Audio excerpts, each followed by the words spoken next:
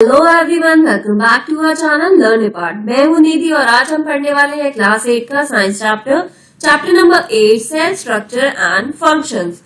पिछले पार्ट में हम पढ़ चुके हैं about cell, who discovered cell, Robert Hooke in 1665। और सेल क्या होता है, बेसिक स्ट्रक्चरल यूनिट होती है, हमने पढ़ा।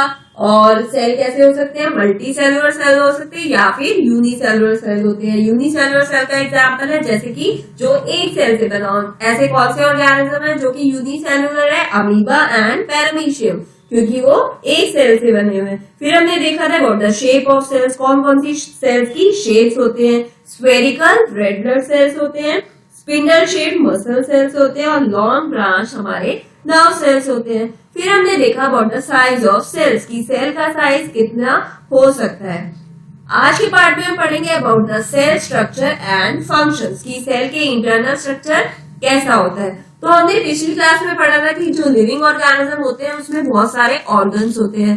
तो जैसे कि फॉर एग्जाम्पल जो कि डाइजेस्टिव ऑर्गन्स होते हैं वो टुगेदर मिला के क्या बनाते हैं, एक डाइजेस्टिव सिस्टम बनाते हैं। जैसे कि क्या क्या था हमारे डाइजेस्टिव सिस्टम में, अगर आपको थोड़ा बहुत याद हो तो पहले तो हमारा बक्कल कैविटी था, मतलब माउथ में जैसे हम खाना च्यू करते हैं। फिर वो माउथ से फूड पाइप में आता है, ओइसोफेगस में, ओइसोफेगस से स्टमक में एंटर होता है, जहाँ पे वो फर्दर और ज्यादा छोटे छोटे पीसेस में ब्रेक हो जाता है। देन स्टमक से small intestine, then small intestine से लार्ज इंटेस्टाइन। तो ये सारे हमारे ऑर्गन से डाइजेस्टिव सिस्टम के। तो इसमें हर एक जो ऑर्गन होता है उसका एक अपना फंक्शन होता है, जैसे कि डाइजेशन हो गया, एसिमिलेशन हो गया और एब्जॉर्प्शन हो गया। तो सिमिलरली ऐसे ही ऑर्गन्स प्लांट्स में होते हैं। कुछ स्पेसिफिक या स्पेशलाइज्ड फंक्शन हर एक ऑर्गन परफॉर्म करता है। जैसे कि रूट्स का क्या फंक्शन है, रूट्स क्या करते हैं, वाटर और मिनरल्स को एब्जॉर्ब करने में हेल्प करते हैं। लीव्स क्या करते हैं, लीव्स क्या है, किचन माना जाता है प्लांट्स की, तो इन्हें क्या कहते हैं, लीव्स सिंथेसाइज करती है फूड को। तो हर एक जो ऑर्गन होता है वो फर्दर किससे बना होता है, बहुत स्मॉलर पार्ट से, जिसे हम टिश्यूज कहते हैं। टिश्यू क्या होता है, ग्रुप ऑफ सिमिलर सेल, कि ऐसे ग्रुप सिमिलर सेल का ग्रुप जो कि एक परफॉर्म करे एक स्पेसिफिक फंक्शन। पहली ने रियलाइज करा जो ऑर्गन होते हैं वो किससे बने होते हैं, टिश्यूज से, और जो टिश्यूज होते हैं वो बने होते हैं सेल से। तो सेल एक लिविंग ऑर्गेनिज्म है, उसकी बेसिक स्ट्रक्चर यूनिट है। तो study about the parts of the cell. तो first part is cell membrane. तो बेसिक कंपोनेंट जो सेल का होता है वो क्या क्या होता है, तो सेल मेम्ब्रेन होती है जो उसकी आउटर कवरिंग होती है। नाउ उसके अंदर क्या होता है, साइटोप्लाज्म फिल होता है जो कि एक जेली लाइक सब्सटेंस होता है। फिर उसके अंदर एक न्यूक्लियस होता है। तो बेसिक कंपोनेंट तो सेल के ये होते हैं। तो साइटोप्लाज्म और जो न्यूक्लियस होता है वो किस में एनक्लोज होता है, साइटोप्लाज्म और न्यूक्लियस किस में एनक्लोज होता है, एक सेल मेम्ब्रेन में, जिसे हम प्लाज्मा मेम्ब्रेन भी कहते हैं। अब जो मेम्ब्रेन होती है वो सेल को सेपरेट करती है एक दूसरे से, जैसे कि यहाँ पे सेल बना हुआ था, ये रहा। तो ये जो सेल मेम्ब्रेन है ये एक सेल को दूसरे सेल से सेपरेट करती है, या एक सराउंडिंग मीडियम को दूसरे सराउंडिंग मीडियम से सेपरेट करती है। तो जो मेम्ब्रेन होती है वो सेपरेट करती है सेल को एक दूसरे से, या फिर एक सेल को दूसरे सराउंडिंग मीडियम से सेपरेट करती है। प्लाज्मा मेम्ब्रेन क्या होती है, पोरस होती है, मतलब इसमें क्या होता है, मटेरियल्स इनवर्ड और आउटवर्ड मूवमेंट कर सकते हैं।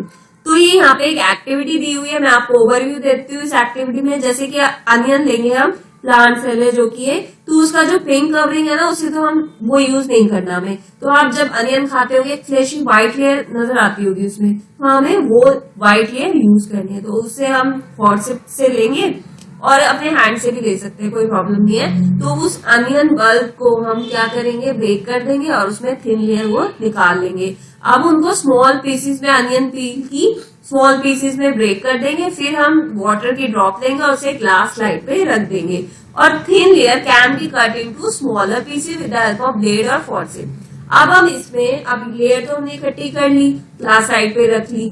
अब इसमें मिथिलीन ब्लू सॉल्यूशन डालेंगे। अब ये सॉल्यूशन क्यों डाला जाता है, ताकि हम उसके इंटरनल कंपोनेंट अच्छे से कलर्ड हो जाएंगे, तो हमें इजीली वो विजिबल होंगे माइक्रोस्कोप के अंदर। तो ये हमने क्या करा, एक रेडी कर दी अपनी स्लाइड। तो अब हम उसमें क्या देखेंगे, जो अनियन सेल है उसमें एक सेल मेम्ब्रेन होगी जो कि कवर्ड है, अनदर थिक कवरिंग जिसे हम सेल वॉल कहेंगे।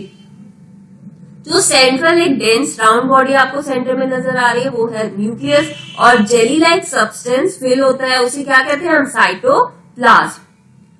तो साइटोप्लाज्म क्या है, न्यूक्लियस और सेल मेम्ब्रेन के बीच में एक जेली लाइक सब्सटेंस होता है, उसे हम साइटोप्लाज्म कहते हैं। अब मुझे ये सोच रहा है कि प्लांट सेल को सेल वॉल की क्यों जरूरत पड़ गई, बल्कि एनिमल सेल में तो सेल वॉल होती ही नहीं है। तो जो सेल मेम्ब्रेन होती है वो सेल को क्या करती है, शेप देती है। सेल मेम्ब्रेन के अलावा एक आउटर थिक लेयर होती है प्लांट सेल में जिसे हम सेल वॉल कहते हैं।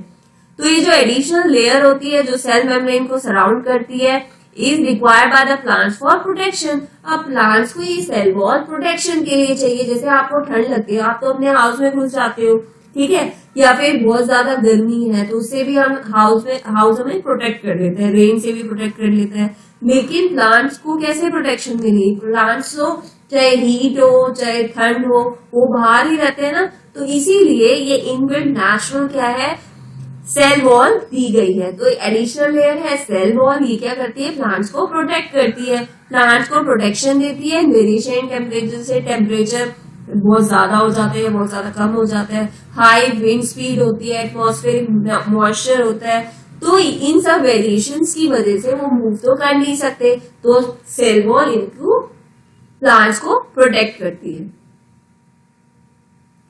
तो पहेली ने गूंजों से कहा क्या वो ऑब्जर्व कर सकते हैं एनिमल सेल भी, यस। तो उन्होंने कहा हाँ हम एनिमल सेल को भी ऐसे ही ऑब्जर्व कर सकते हैं।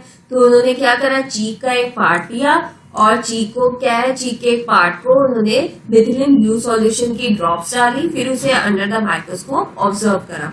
तो उन्होंने क्या देखा, उसमें सेल मेम्ब्रेन थी जो बेसिक कंपोनेंट से साइटोप्लाज्म था और न्यूक्लियस था, लेकिन उसमें सेल वॉल एब्सेंट थी। तो जो एनिमल सेल होता है इससे हमें क्या कंक्लूड हुआ, एनिमल सेल में सेल वॉल एब्सेंट होती है, बल्कि प्लांट सेल में सेल वॉल होती है।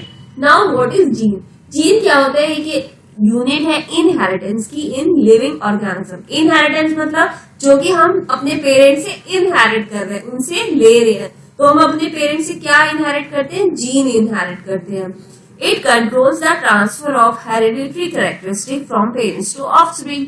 तो जो हम हैं, तो हमारे जो पेरेंट्स हैं उनसे हम कुछ कैरेक्टरिस्टिक इनहेरिट करते हैं, उसे किसके थ्रू करते हैं, जीन्स के थ्रू करते हैं। कि this means that your parents pass some of their characteristic on to you. अगर आपके फादर की ब्राउन आईज है तो आपकी भी हो सकता है कि ब्राउन आईज हो। अगर आपके मदर के कर्ली हेयर है तो आपकी भी हो सकता है कर्ली हेयर हो। तो ये किसकी वजह से होता है, जीन की ट्रांसफर की वजह से। डिफरेंट कॉम्बिनेशन बनते हैं जीन्स के, parents result in different characteristics. तो इंडिविजुअल के कुछ तो अपने भी कैरेक्टरिस्टिक्स होती है, नहीं बिल्कुल कॉपी होगी, लेकिन कुछ अपने पेरेंट्स की कैरेक्टरिस्टिक्स इनहेरिट करते हैं because of genes. Now we will study about cytoplasm. Cytoplasm में एक जेली लाइक सब्सटेंस होता है जो कि सेल मेम्ब्रेन और न्यूक्लियस के बीच में होता है, और बहुत सारे अदर कंपोनेंट्स होते हैं जैसे कि cells are present in the cytoplasm, जैसे कि माइटोकॉन्ड्रिया पावर हाउस कहा जाता है सेल का, गोल्जी बॉडीज, राइबोसोम्स क्या करते हैं, प्रोटीन सिंथेसिस में हेल्प करते हैं। अब और लेटर क्लासेस में हम ये पढ़ेंगे। नाउ न्यूक्लियस एक इम्पोर्टेंट कंपोनेंट है लिविंग सेल का। ये जनरली स्फेरिकल होता है और सेल के सेंटर में होता है। तो इसे हम स्टेन कर देते हैं, जो कि हमने कौन सा यूज करा था, मिथिलीन ब्लू। तो and can easily seen with the help of microscope. तो माइक्रोस्कोप की हेल्प से हम इजिली देख सकते हैं। न्यूक्लियस सेपरेट हुआ होता है साइटोप्लाज्म से by a membrane called nuclear membrane. अब सेल की तो सेल मेम्ब्रेन हो गई, न्यूक्लियस की भी एक मेम्ब्रेन होती है जिसे हम न्यूक्लियर मेम्ब्रेन कहते हैं। ये जो मेम्ब्रेन होती है, ये मेम्ब्रेन भी पोरस होती है, और जो मटेरियल्स होते हैं ना उनकी मूवमेंट आसानी से हो जाती है साइटोप्लाज्म और इनसाइड ऑफ द न्यूक्लियस, मतलब न्यूक्लियस के अंदर तक भी मटेरियल पहुंच जाता है। With a microscope of higher magnification, जब माइक्रोस्कोप का और हायर मैग्निफिकेशन होगा, जैसे अलग अलग मैग्निफिकेशन के माइक्रोस्कोप आते हैं, तो आप बहुत और स्मॉलर चीज देख सकते हैं, न्यूक्लियस के अंदर भी देख सकते हैं। तो न्यूक्लियस के अंदर न्यूक्लियोलस होता है। इन एडिशन न्यूक्लियस में थ्रेड लाइक स्ट्रक्चर होते हैं जिसे हम क्रोमोसोम्स कहते हैं, और क्रोमोसोम्स की वजह से जीन्स कैरी होते हैं जो कि इनहेरिटेंस में हेल्प करते हैं, और पेरेंट्स से जो कैरेक्टरिस्टिक्स ट्रांसफर होते हैं ऑफस्प्रिंग ऑफस्प्रिंग में वो भी किसकी वजह से होता है, क्रोमोसोम्स की वजह से होता है। Chromosome can be seen only when the cell divide, chromosome जब भी देख सकते हैं जब सेल क्या होता है, डिवाइड होता है। Now nucleus. Nucleus in addition to its role in inheritance act as control center of the activities of the cell. So जो entire content होता है लिविंग सेल का उसे हम प्रोटोप्लाज्म कहते हैं। प्रोटोप्लाज्म का मतलब है, ये इंपॉर्टेंट है कि प्रोटोप्लाज्म क्या होता है। प्रोटोप्लाज्म क्या होता है, इसमें साइटोप्लाज्म इंक्लूड होता है और न्यूक्लियस इंक्लूड होता है। प्रोटोप्लाज्म को कहा जाता है living substance of the cell. I hope आप कंफ्यूज तो नहीं हुए ना, अच्छे से समझ आ रहा है। तो अगर आपको इसमें कोई भी डाउट हो आप मुझे कमेंट सेक्शन में पूछ सकते हैं। पहली wants to know if the structure of the nucleus is the same in cell of plants, animals and bacteria। तो पहली ये जानना चाहती है कि जो प्लांट्स और एनिमल सेल होता है या फिर बैक्टीरिया सेल होता है क्या उनका स्ट्रक्चर सेम होता है।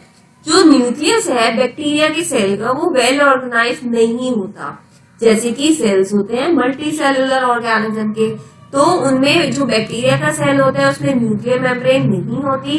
तो ऐसे सेल जिसमें न्यूक्लियर मटेरियल क्या होता है, न्यूक्लियर मेम्ब्रेन के बगैर होता है। जैसे कि मैं एक सेल बनाती हूँ, ये हमारी सेल मेम्ब्रेन, फिर सेल मेम्ब्रेन के अंदर क्या होगा, न्यूक्लियस, न्यूक्लियस के अंदर क्या होगा, न्यूक्लियोलस, और यहाँ पे क्या होगा, साइटोप्लाज्म होगा। ठीक है, तो जो सेल होता है हैविंग न्यूक्लियर मटेरियल, तो न्यूक्लियर मटेरियल क्या है, विदाउट न्यूक्लियर मेम्ब्रेन, कि मतलब इसमें न्यूक्लियर मेम्ब्रेन नहीं होगी। तो वो कौन से होंगे, प्रोकैरियोटिक सेल्स होंगे जिसमें न्यूक्लियर मेम्ब्रेन नहीं होगी। तो ऐसे organism, these kind of cells are called prokaryotes. तो प्रोकैरियोटिक सेल हो गया और ऐसे ऑर्गेनिज्म को प्रोकैरियोट्स कहते हैं। प्रो का मतलब प्रिमिटिव, कैरियोट का मतलब न्यूक्लियस। प्रिमिटिव मतलब अच्छे से वो डेवलप नहीं होते। एग्जाम्पल है बैक्टीरिया और ब्लू ग्रीन एल्गी। तो ऐसे सेल जैसे कि अनियन सेल, चीक सेल, जो जिसमें क्या होता है, वेल ऑर्गेनाइज्ड न्यूक्लियस होता है विद अ न्यूक्लियर मेम्ब्रेन, तो उसे हम यूकैरियोटिक कहते हैं। सो और सारे ऑर्गेनिज्म बैक्टीरिया और ब्लू ग्रीन एल्गी को छोड़ के सारे यूकैरियोट्स होते हैं। यू माने ग्रुप और कैरियोट माने nucleus. And observing the onion cell under the microscope, did you notice any blank looking structure in the cytoplasm? क्या आपने देखा ब्लैंक लुकिंग स्ट्रक्चर, उसे क्या कहा गया, वैक्यूल। तो यहाँ पे हम देख लेते हैं, ये है वैक्यूल, ये यहाँ पे नजर आएगा, दिस इज अ वैक्यूल। ये ब्लैंक लुकिंग स्ट्रक्चर है, इसे वैक्यूल कहा गया है। तो it could be a single and big as in onion cell, ये बड़ा हो सकता है और सिंगल हो सकता है जैसे कि अनियन सेल में है। और चीक सेल में क्या होंगे, स्मॉल वैक्यूल्स होंगे। तो एक डिफरेंस हो गया, जो वैक्यूल्स होते हैं वो जो प्लांट सेल में तो बिग होते हैं और जो एनिमल सेल होते हैं उसमें वैक्यूल स्मॉल होते हैं। और जो लार्ज वैक्यूल्स होते हैं कॉमन होते हैं प्लांट सेल में, vacuole animal cell are much smaller. So हमने देखा जो सेवरल स्मॉल कलर्ड बॉडीज भी होती है साइटोप्लाज्म में, दे आर स्कैटर्ड, वो साइटोप्लाज्म में बिखरी हुई होती है, स्कैटर्ड होती है, और उन्हें हम कहते हैं प्लास्टिड्स। और ये प्लास्टिड्स क्या है, डिफरेंट डिफरेंट कलर्स के होते हैं, और कुछ ऐसे होते हैं तो कलर्स के होते हैं, और कुछ ऐसे प्लास्टिड होते हैं जिनमें ग्रीन पिगमेंट होता है जिसे हम क्लोरोफिल कहते हैं।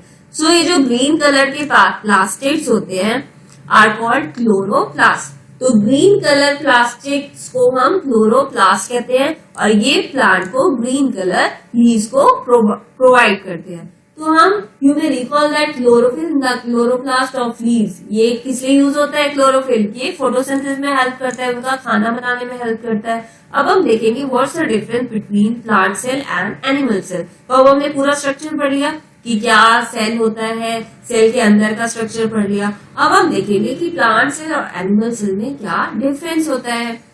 तो अब हम ये सिमिलैरिटीज आप यहाँ पे टेबल के इसमें हम देख सकते हैं, हम सारी चीजें पढ़ चुके हैं। तो इसके अकॉर्डिंग हम स्टडी करेंगे सेल मेम्ब्रेन। सेल मेम्ब्रेन हमारी प्लांट सेल में भी होती है और एनिमल सेल में भी होती है।